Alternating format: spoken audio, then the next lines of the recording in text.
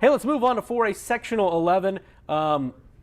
Taking a look at this, the only team locally is Wawasee. Don't really know a whole lot about them. They beat DeKalb last week, 27-14. They're taking on a Northwood team that had a nice victory last week in beating Plymouth. How do you see this one shaking out? Because Tippecanoe Valley, or I should say Wawasee, pretty tough program to play at this point in the season.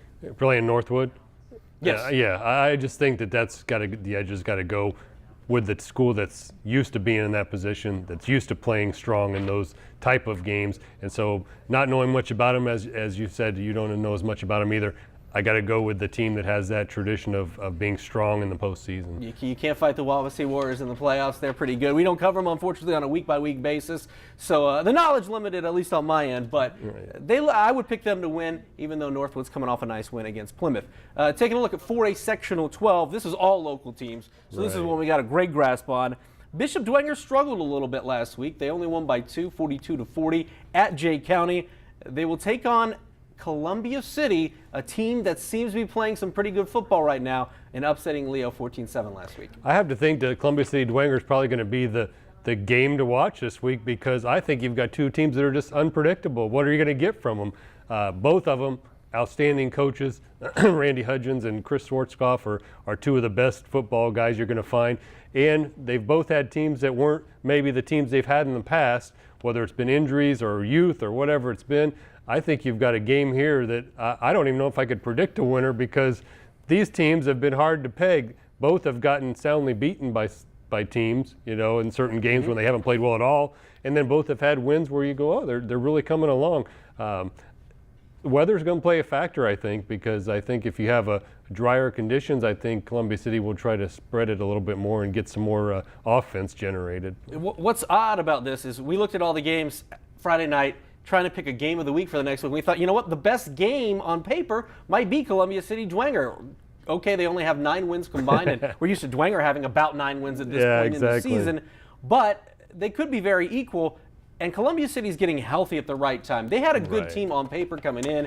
Jared Murphy cracks a bone in his leg late in the season. They don't get him back until I'm told this past week. And then Adam Neely, who is off to a great start at the running back position, gets hurt in early September. And now he's back. He's back, and he went for 31 carries, 145 yards, and a touchdown against Leo. Could explain a lot about the upset of Leo. As they're getting healthy, they're getting those playmakers back, and so that's something Dwenger will have to deal with if they're starting to get back to where they were. You're right. Columbia City was a team that, as I looked at the NHC, was a contender for the title going into the season. All right, so they are getting healthy, and that should be interesting. And Chris Schwarzkopf coaching up his team now for an entire season.